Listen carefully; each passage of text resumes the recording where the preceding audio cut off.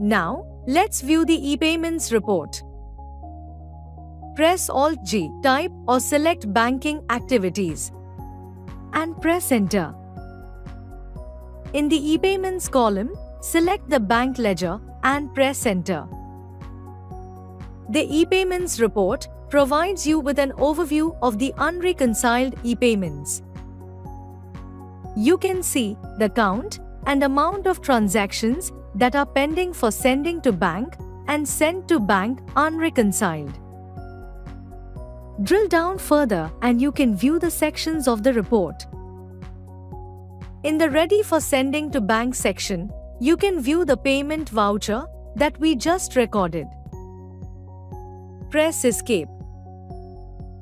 In Incomplete or Incorrect Transaction Details, you can view the transactions with errors that need to be resolved. Press Escape. Let's go into the Mismatch in Bank Details with Masters section. You can view the alterations that have led to mismatch as compared to the details in the masters. You can resolve the errors and warnings so that the voucher will be ready to be sent to the bank.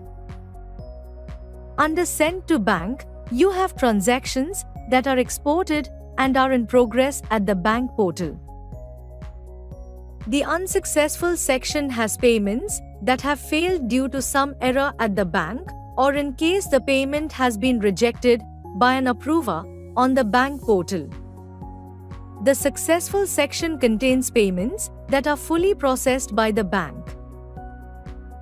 With each section indicating the status of the payment, it becomes easier for you to take actions on the transactions.